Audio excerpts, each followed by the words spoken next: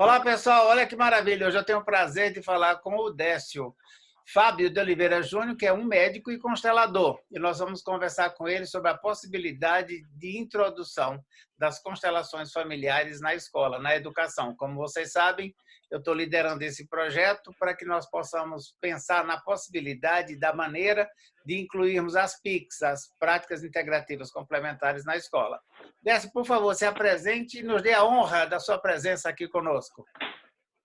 Quero agradecer, Robson, o convite, a gentileza. Nós já conversamos um pouco, outro dia atrás, sobre diversos assuntos. Eu fiquei sabendo do seu passado, a sua busca incansável por trazer uma coisa boa para as pessoas.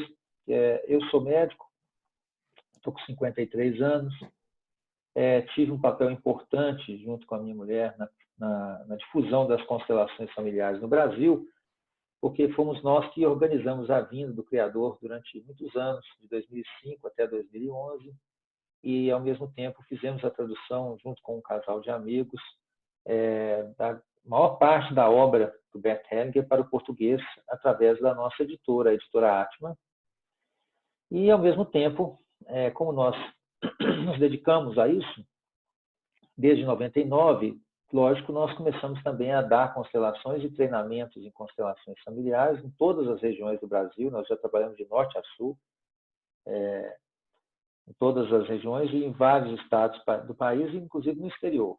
Portugal, Espanha, já tivemos na Suíça, nos Estados Unidos. Então, nós temos uma vasta experiência, 21 anos de experiência com as constelações, e podemos dizer que nós fazemos parte da história do método no Brasil, porque foi através da nossa iniciativa, vamos dizer assim, do nosso esforço, que se tornou viável para muitas pessoas chegarem a ter contato inicialmente com o próprio criador do método e com a literatura existente, e através disso as constelações se difundiram no território nacional. Hoje é um método amplamente conhecido na internet. Você digita lá, tem páginas e páginas de pessoas que fazem.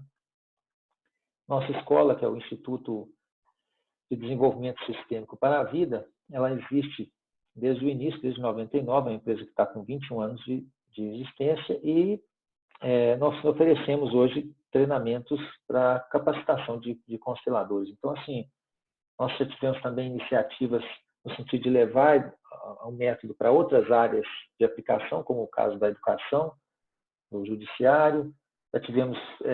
Já participamos da capacitação de promotores de justiça, já demos formações para juízes federais e no caso da educação nós já tivemos algumas iniciativas muito interessantes, onde nós tivemos capacitações para todos os professores de uma rede municipal inteira, mais de 300 pessoas no município de Patos de Minas, e nesse momento estamos fazendo a mesma coisa para o município de São Gotardo, Por causa da pandemia, isso foi suspenso, mas é um evento que nós estamos fazendo uma capacitação para 300 e poucos professores.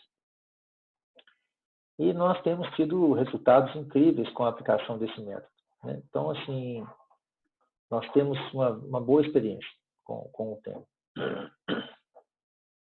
Maravilha. Então, fala para a gente um pouquinho mais dessa experiência, porque, assim, uma das coisas que é muito interessante que a gente possa conversar é a questão do perfil desse profissional, já que a escola nós temos vários desafios, o desafio dos estudantes, dos professores, da autodireção, dos funcionários, do envolvimento dos pais. Então, de repente, para levar essa ferramenta para a escola, eu suponho que essa pessoa deva ter um perfil de formação bastante interessante, no sentido dela poder ter experiência para poder lidar com essas diferentes situações. Na tua visão, ou como que você fez isso para chegar lá de uma forma que obtivesse sucesso? Primeiro, também deve dar um passo atrás, e explicar o que as constelações são, ou talvez o mais importante, o que elas não são. Tá? Algumas pessoas pensam que as constelações são mais um método terapêutico, vamos dizer assim. E, na verdade, isso não corresponde à verdade. A constelação não é somente uma técnica de intervenção terapêutica. Embora, no início, lá em 99, quando nós tivemos contato com isso, o próprio criador chamava a abordagem de abordagem sistêmica fenomenológica, ou terapia sistêmica fenomenológica. Mas com o andar da carruagem, vamos dizer assim, com o desdobramento do trabalho e a experiência global, e nesse caso eu digo global, é global mesmo, quer dizer, no mundo inteiro, que ele viajou os 5 continentes, ele acabou descobrindo que, na verdade, as leis sistêmicas que ele descobriu como sendo vagas para o contexto familiar, elas tinham implicações sociais vastíssimas. E, portanto, não eram apenas uma espécie de teoria, mas sim uma constatação de um princípio natural que, uma vez compreendido, permitia uma intervenção social diferenciada. Sendo assim, as constelações podem ser vistas mais como um princípio filosófico ou uma lei, vamos dizer assim, do comportamento social humano, que invariavelmente se mostra verdadeira, não importante o contexto cultural, social que nós estivemos falando. Então, tanto vale para um japonês, quanto vale para um sírio, quanto vale para um americano, quanto vale para um índio xingu. Ou seja, essas leis já são princípios naturais. Quando as pessoas, então, começam a compreender esses princípios naturais, eles começam a ver que se eles afetam, como é que a nossa postura em relação a esses princípios, ou a nossa atuação em relação a esses princípios, produzem diferentes resultados das nossas intervenções sociais. Vamos imaginar assim, uma professora, por exemplo, né? Que está numa sala de aula e que pega uma criança com um comportamento qualquer que ela acha que não é válido, não é bom. Eu tenho um exemplo na minha vida, pessoal, que eu sempre conto nos cursos, que é a história do menino que queria marcar o bife. Eu não sei se você já sabe dessa história. Não, não conheço, não. É o seguinte, eu estava no meu 2º ou 3º ano primário, eu estudava no colégio Padre Matias Lobato, lá em Divinópolis, tá? E a minha sala, ela ficava bem próxima da cantina. E naquela época foi quando o governo começou a distribuir merenda escolar para as crianças. Não era toda escola que possuía, mas as escolas começaram a gradativamente receber merenda escolar. Eu lembro que logo no começo do semestre, né, do ano letivo, nós já tínhamos uma semana ou 2 de aula, chegou um coleguinha novo e ele entrou sem ter, assim, porque no começo as pessoas explicam, né, como é que funciona a escola, dão as regras para nós. Esse menino entrou umas 2 semanas depois, ele não recebeu essa explicação. É o primeiro dia de aula dele. E aí, a hora que foi chegando assim lá para as 10 horas, mais ou menos, foi aquele, o cheiro do bife que o pessoal estava fazendo da cantina, foi inundando a sala. Era difícil prestar atenção, né? Com aquele cheiro. E aí os meninos começaram a ficar agitados e tal, e assim, por ter chegado depois, eles deram uma carteira para ele lá no fundo da sala. Eu sei que a hora que bateu a sineta, velho, esse menino estava pulando por cima das cadeiras, assim, ó, praticamente atropelou todo mundo. E correu para a cantina. Né? E os bifes estavam em umas bandejas de alumínio, assim, né? Porque tanto bife assim lá dentro. E ele foi correndo e deu uma cusparada na mão, assim, ó. Cuspiu e deu um tapa em cima da bandeja de bife. Defesa de território total. Aí, rapaz, eu não sei quantas mulheres que apareceram em volta, ao mesmo tempo, agarrando esse menino pela orelha, pelo braço, pelo sovaco, por todos os lados que elas deram conta e arrastaram ele para orientação educacional. Ele foi severamente punido. E enquanto ele era carregado, eu lembro da expressão desse menino, assim, olhando em completa surpresa, completamente sem entender. Ele disse, uai, qual é o problema? Aí ele disse, aqui a gente não pode marcar o bife, não?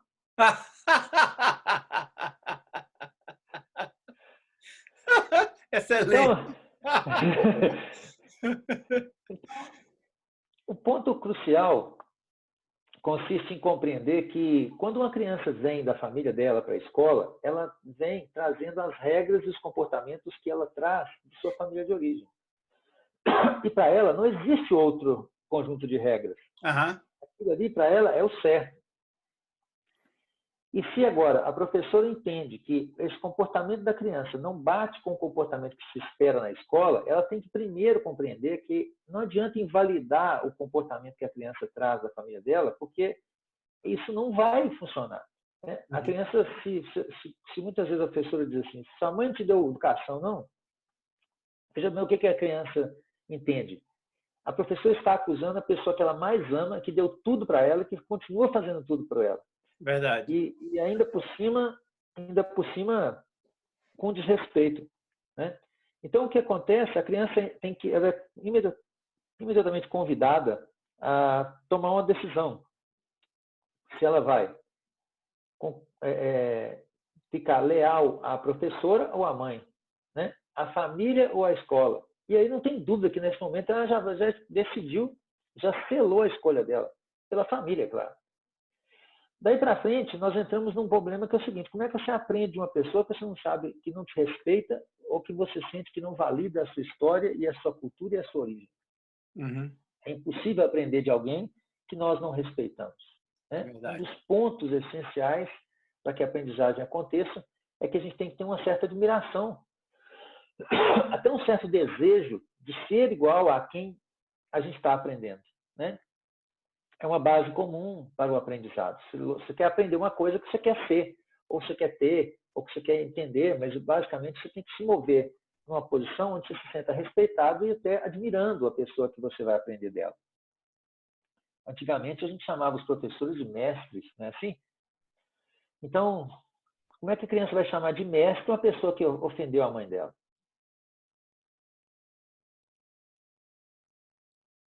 O seu microfone aí. Agora. Peraí que eu tô... Agora beleza, tá tranquilo. Acho que o som ficou um pouco interrompido. É porque entrou uma ligação aqui. Ah, então é isso. Então, como eu estava dizendo, como é que você vai aprender de uma pessoa que você não consegue ter admiração e que você se sente respeitado? Então, um ponto essencial que a filosofia que está por trás das constelações oferece e que nós chamamos e criamos um curso denominado Educação Sistêmica é porque ensinar as pessoas a fazer constelações demora muito. Eu tenho um curso de treinamento que eu dou 170 horas, mais ou menos, para as pessoas. E eu devo confessar que mesmo depois dessa formação inicial de 170 horas, muitos dos alunos não estão capacitados. Uhum. Porque também o aprendizado de qualquer técnica de intervenção, seja terapêutica ou não, envolve prática. Então, quer dizer, só o fato de ele ter feito aquelas 170 horas ali não quer dizer que ele ainda tem que praticar, ainda tem que vivenciar isso com os clientes, etc. Então, eu acho que um bom constelador só fica pronto depois de uns 3, 4 anos de trabalho, vamos dizer assim, para ele ficar bom mesmo, né? Uhum. E foi assim que eu entendi que se eu tivesse que transformar os professores em consteladores para eles usarem esses princípios sistêmicos, ia demorar demais. Então, eu criei um sistema bem simples, da qual a Roseli, que é a nossa instrutora, a Ellen Vieira, que também foi nossa instrutora durante um bom tempo, se tornaram mestres em aplicar, que é uma sequência de exercícios e princípios que, uma vez ensinados de uma maneira bem prática, bem vivencial e até bastante divertida, que eu faço questão que seja uma coisa leve, os professores possam aplicar e modificar, assim, o seu olhar a respeito de como funciona o sistema social da família do aluno e, portanto, como é que ele deve intervir sobre esse sistema de maneira a obter resultados melhores. Uhum. E frisar que isso deve ser feito com extremo respeito pelo próprio professor e pelo que ele já traz.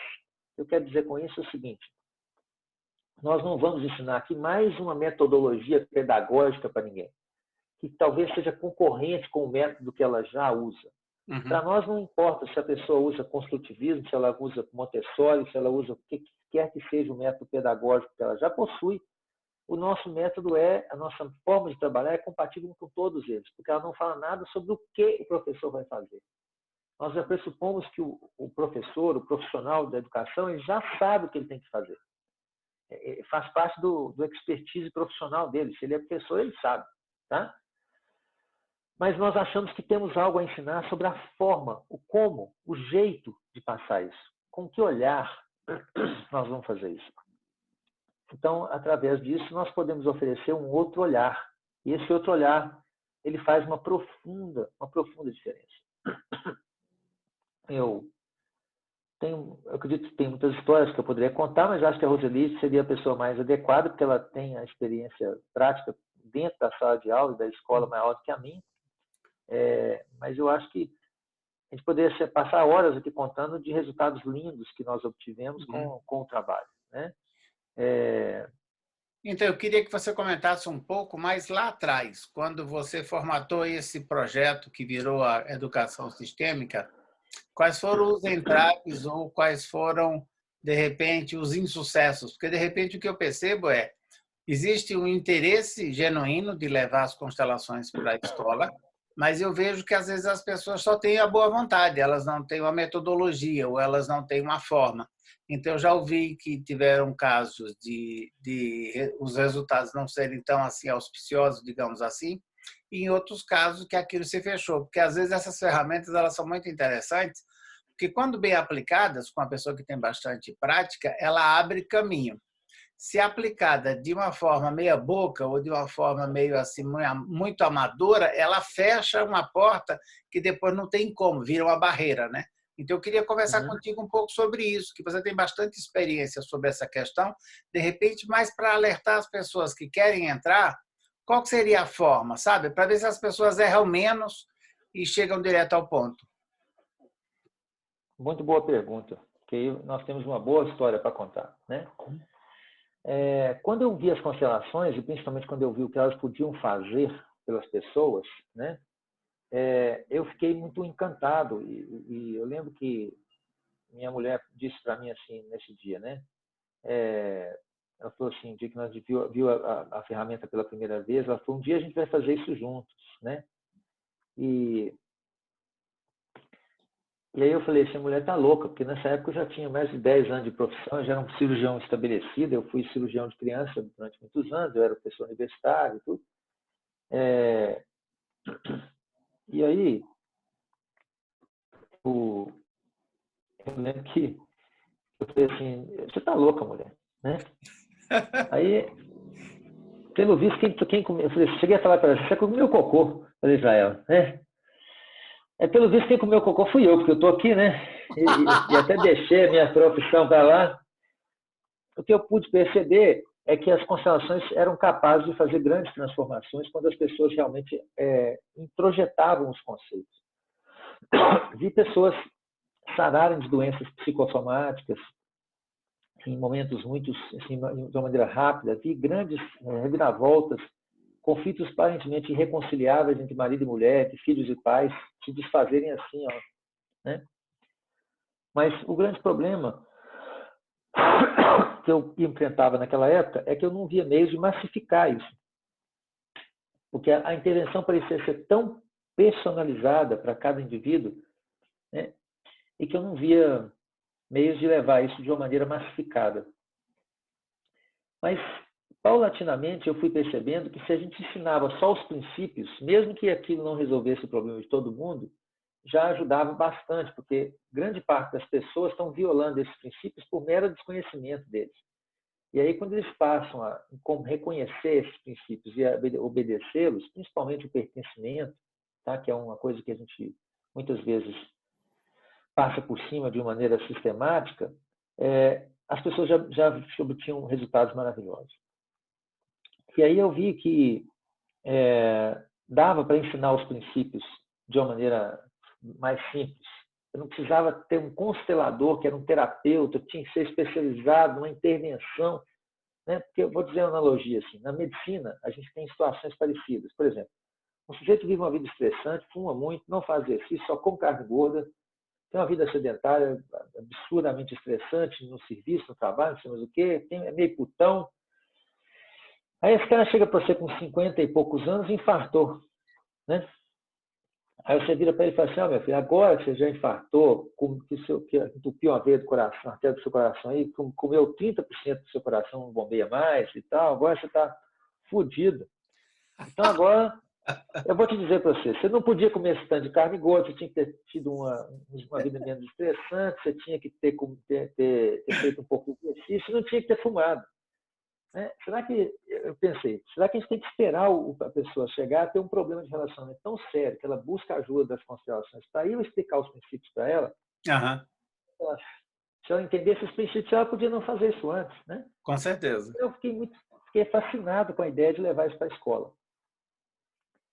E eu ajudei a traduzir o primeiro livro que foi publicado no Brasil sobre o tema, que foi o livro da Mariane Frank, né? Chama-se Você é um de Nós, está publicado pela nossa editora, a Editora Atma, um livro maravilhoso,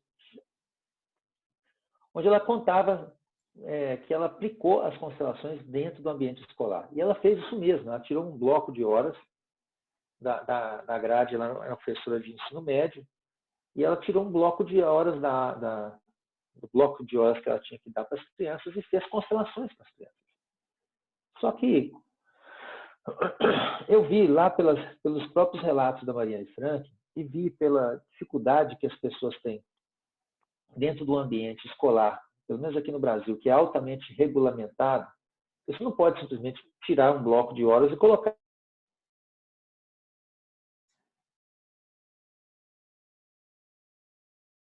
Acho que a imagem saiu um pouquinho.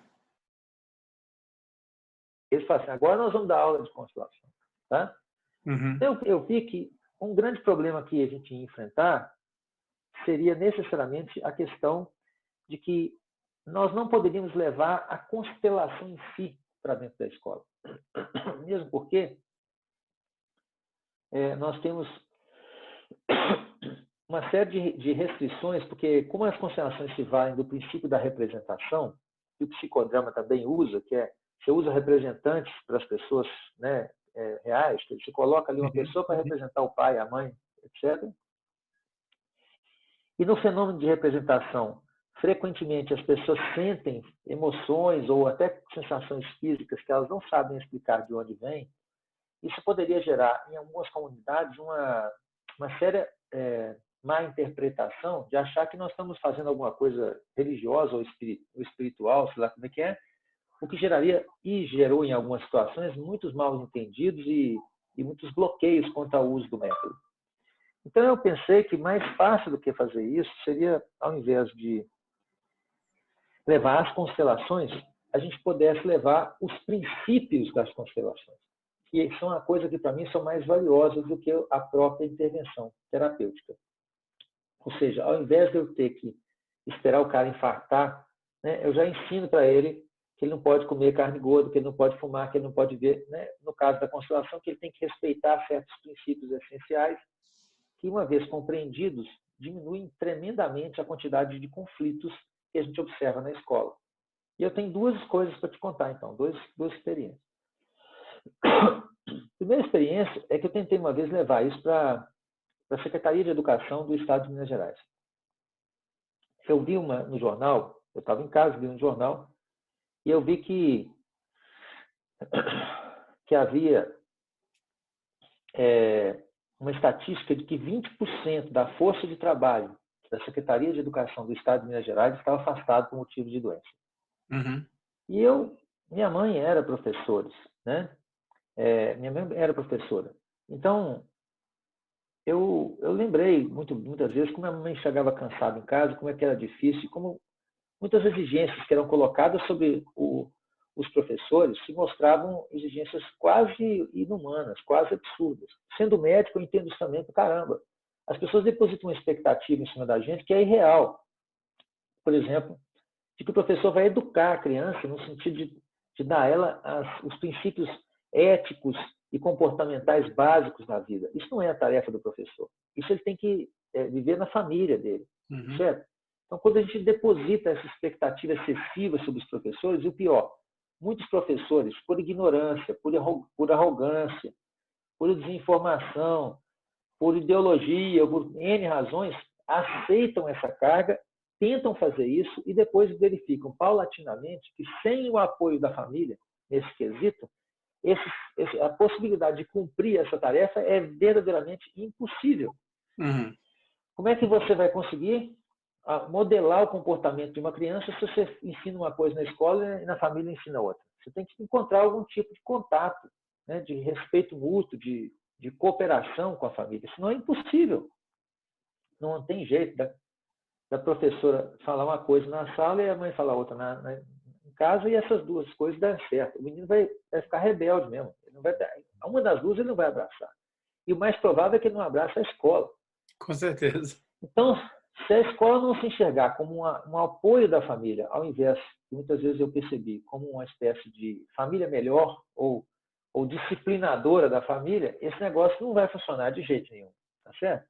Uhum. Eu tive, então, a ilusão, inicialmente, de assim, gente, isso é tão simples, porque quando eu bolei o curso de educação sistêmica, eu fiz vários protótipos. Eu rodei, fiz vários rollouts, né? Assim, fiz isso com vários grupos. E o feedback foi maravilhoso. Né?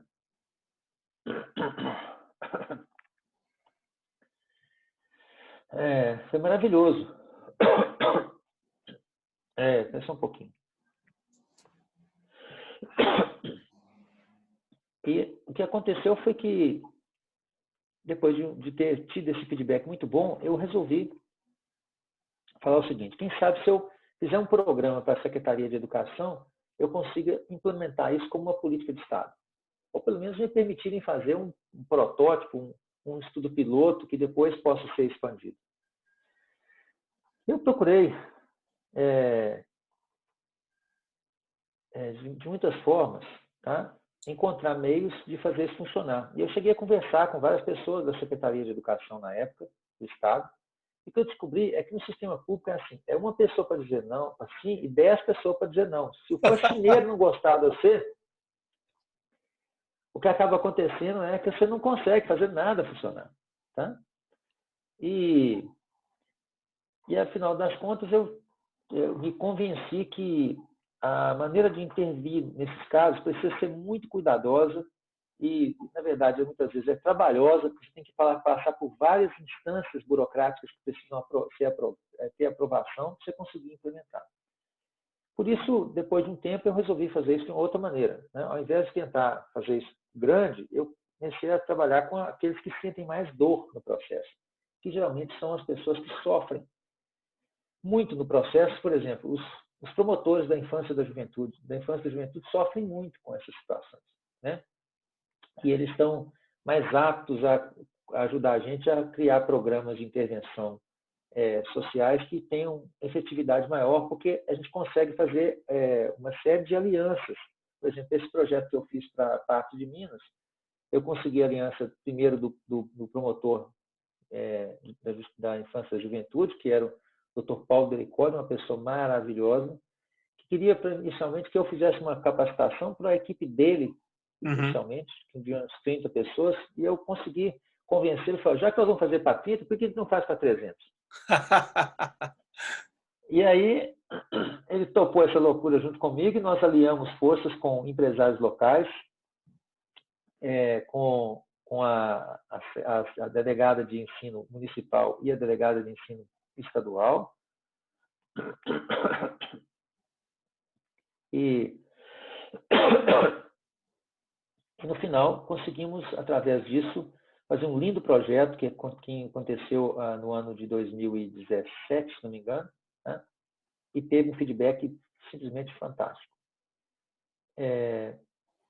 Então, essa é uma história, vamos dizer assim, de insucesso e sucesso, né, que me ensinou que nesses casos a gente só consegue fazer essas coisas quando a gente consegue uma equipe boa e consegue paulatinamente e convencendo os entes responsáveis, porque você vai ter que ter uma aprovação total, senão você não consegue fazer nada.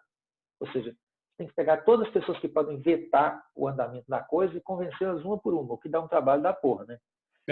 Muito grande. Mas o resultado, quando a gente consegue, tem sido maravilhoso. Realmente maravilhoso. Então, assim, por exemplo, aconteceu em São Gotardo, recentemente, que nós fomos fazer, que a secretária de Educação nos chamou, pediu para a gente montar um projeto, que ela tinha participado do resultado que aconteceu em Patos de Minas, há alguns anos atrás. E na hora que nós começamos a formatar o negócio, ela ofereceu essa capacitação para a rede municipal de educação, e alguns professores fizeram uma rebelião, porque alguém disse para eles que aquilo que a gente ia ensinar tinha a ver com o espiritismo. Caramba. Então ela teve que fazer, e eram pessoas que tinham uma orientação religiosa muito fundamentalista, que não aceitavam de jeito nenhum. Embora a secretária tenha tentado explicar que não tinha nada a ver, mas você já viu, né? Então ela achou mais fácil fazer uma formação paralela para essas pessoas que não queriam. Só que o espaço onde esses professores foram alocados foi o mesmo, era o mesmo mesmo espaço. Então, do lado Aham. direito estavam as pessoas fazendo o nosso trabalho e do outro lado uma capacitação acessória. E na volta do dia, depois que os que estavam na capacitação acessória ficaram sabendo do que os outros que estavam na nossa capacitação estavam fazendo, uma boa parte veio e pediu para poder mudar de lado. Ah, que Né? maravilha! É, então, a nossa percepção nesse sentido é que nós temos que fazer as coisas começando pequeno, humildemente, mas atentos que nós não vamos conseguir fazer tudo grande de saída, nós vamos ter que enfrentar muitos obstáculos, muitas vezes mais a desinformação do que qualquer outra coisa, e, portanto, nós não devemos acrescentar da nossa parte mais desinformação do que aquilo que já existe, né? Assim, do que já está acontecendo. E, para isso, nós precisamos ter uma postura tremendamente humilde e resiliente, no sentido de começar pequeno e vencer cada um desses obstáculos devagarzinho, para poder não melindrar as pessoas e, paulatinamente, ir ganhando espaço. Só digo uma coisa, vale a pena. Nós temos feito isso devagarzinho e tem valido a pena. Um outro Nesse obstáculo que a caso, gente tem Décio, enfrentado... se a gente teria que olhar a escola como sistêmica, professor, funcionário e estudante, começar pequeno, mas pensando grande, o foco, então, inicial seria os professores, né? Foi assim que você percebeu. Primeiro formar os professores, Exatamente. que aí eles estando fortalecidos, isso automaticamente é repassado para os estudantes, e eles também têm um baita de um benefício próprio, né? Porque essa coisa da educação é muito legal nesse sentido, que a gente fala educação, e a gente fica pensando na educação formal. Mas quando você faz um trabalho dessa natureza, da constelação, por exemplo, e você se torna um constelador, a primeira pessoa que se beneficia é você mesmo. Então, o professor fazendo essa formação, ele primeiro transforma a própria vida, e aí fica mais fácil dele conduzir a dos outros, né? Isso eu acho que é bem legal, assim, dar essa enfatizada, porque às vezes a pessoa entra num sentido assim, eu vou entrar aqui para ajudar. Só que ela não percebe que ela vai primeiro se autoajudar, para depois poder facilitar a vida dos outros, né? Uhum. Exatamente. Nós tivemos casos onde a percepção desses princípios foi uma coisa tão fantástica que a pessoa chegou a perder 12 quilos depois do curso. Caramba. Porque quando ela compreendeu esses princípios e como eles se aplicavam na vida com os alunos, ela também aprendeu a aplicar eles na própria vida. Então, ela fez uma profunda reconciliação com a mãe e com o pai. E quando ela fez isso, ela ficou tão melhor emocionalmente que ela conseguiu emagrecer rapidamente. Que maravilha. Nós temos muitos bons resultados, né? Inclusive para as coisas pessoais. Eu devo agradecer muito a uma aluna que veio no primeiro curso nosso de educação, e que ela, num determinado momento, ela disse assim, tem alguma coisa errada comigo. Eu falei, o que foi? Ela falou, toda vez que eu faço um exercício aqui, os representantes no meu exercício choram. E eu vi os outros exercícios, né, e nem todo mundo chora. E aí eu falei, ué, né? Fique atenta. E aí, no segundo módulo, quando ela veio, ela deu um depoimento emocionante, muito, muito apaixonante mesmo, muito lindo, onde ela falava sobre o fato de que ela tinha conseguido, através dos princípios, reconciliar com o pai, que já estava falecido, e com a mãe, e que com isso a vida dela tinha modificado assim, dramaticamente, tinha melhorado demais. Tá? E foi uma coisa que foi, para mim, muito tocante, porque foi a primeira vez que eu percebi que grandes transformações podiam acontecer através da compreensão de princípios simples, sem necessidade de uma intervenção direta sobre a pessoa. Uhum. E aí, mais ainda, eu fiquei apaixonado pelas pessoas e por aquilo que elas conseguem fazer, como elas são lindas e como elas conseguem fazer grandes transformações e como nós podemos ter uma fé inabalável que o ser humano vai conseguir, porque ele vai conseguir. Desde que a gente tenha uma boa orientação, desde que a gente tenha um bom coração, as coisas progressivamente só melhoram e caminham gradativamente no bom sentido. Maravilha. Décio, nós já estamos chegando mais ou menos no nosso horário, eu sei que você tem um compromisso daqui a pouquinho, então nós poderíamos encerrar e eu queria que você encerrasse deixando uma palavra, ou quem sabe um pensamento, ou mesmo uma ação de incentivo para que nós possamos criar uma educação mais inclusiva, mais divertida, mais alegre e mais inclusiva no Brasil e no mundo. Porque não, vamos pensar pequeno, mas vamos pensar no globo, né? Então tá, começamos aqui e a gente chega lá. Uma das frases que mais me inspirou desde o início, quando eu estava ainda na faculdade de medicina, foi quando eu li um livro do Fritjof Capra, né? Ele falava do tal da física, e lá ele falava assim, que é preciso a gente pensar globalmente, mas agir localmente. Uhum. Eu penso que essa fala ela continua sendo válida, né? Quer dizer, a gente tem que pensar em todo o sistema como um todo, mas a gente só pode fazer a nossa pequena parte. Mas essa pequena parte ela tem que ser muito bem feita. O que eu tenho observado gradativamente e que traz muito problema é que quando as pessoas se veem diante de uma situação difícil, elas todas querem resolver todos os problemas ao mesmo tempo. E elas querem começar criticando as pessoas que estão, às vezes, com maior poder de responsabilidade naquele momento, sem que elas próprias tenham primeiro feito a sua própria parte. Elas até dizem que estão fazendo a própria parte, mas elas não percebem que, ao criticar o outro, elas estão bagunçando a hierarquia do sistema. Não quero dizer com isso que a pessoa que está em cima está sempre certa e que tem que ser obedecida cegamente, não se trata disso, mas que qualquer intervenção precisa ser feita preservando essa ordem das sequências e das burocracias que a gente tem que enfrentar. Por mais chato que seja ter que fazer isso, nós só conseguimos modificar um sistema quando a gente consegue também modificar o comportamento da gente primeiro e, através dessa modificação, modificar o comportamento dos outros. E isso só é possível com um grau muito amplo e grande de respeito por todos os envolvidos. Não é porque uma pessoa está fazendo uma coisa errada, e muitas vezes ela está fazendo isso porque ela não sabe que tem um jeito melhor de fazer, que se eu bater nela, brigar com ela, desrespeitá-la, eu vou ganhar ela para o meu lado. Pelo contrário, então, vai espantar ela igual a criança lá quando você fala mal da mãe dela. Exatamente. Então, se você vai introduzir qualquer tipo de inovação dentro do sistema existente, você tem que fazer isso de uma maneira muito humilde, sabendo que você chegou depois e que muitos daqueles problemas que essas pessoas estão vivenciando em função de coisas que nós não temos a menor ideia de como é que elas chegaram até ali. Uhum. Né? Ou seja, elas estão fazendo o melhor que podem dentro do cenário que elas receberam. Se nós entendemos que as pessoas que estão dentro da escola estão assim fazendo o melhor que podem dentro desse contexto, nós vamos ter maior respeito por elas. E se a gente tiver maior respeito por elas, elas vão nos dar uma chance de mostrar o que nós podemos agregar e, com amor, juntos, nós vamos fazer uma coisa legal.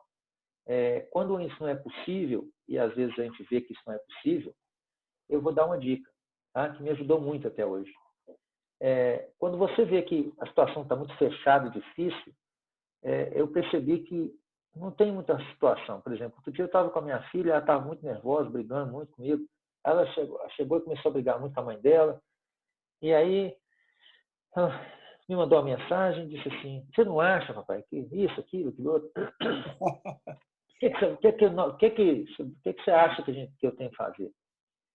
Eu falei, a mesma coisa que eu estou fazendo com você, minha filha, nesse momento. Você está muito nervosa. Eu estou esperando com amor. E aí ela tomou essa aí, passou uns 2 dias, ela conversou lá com a mãe e elas se entenderam. Então, às vezes, quando as coisas estão muito tumultuadas, e nesse momento da crise nós estamos vivendo nesse momento, né, política e sanitária no país, muito grave, mais do que nunca, eu diria que a gente precisa aprender, quando não é possível agir, a esperar com amor a hora certa de fazê-lo. E é isso que eu gostaria de dizer. Que maravilha. Muito obrigado, então, Décio. Então, cara, vamos continuar essa conversa, porque esse assunto é apaixonante, é bastante complexo e talvez seja por isso que ele nos atrai tanto. Obrigadão e muito obrigado por ter dispensado o seu tempo aqui com a gente. Até a próxima. Próxima. Tudo de bom. Que Deus abençoe a sua missão, meu amigo. Um abraço. Obrigado a todos nós.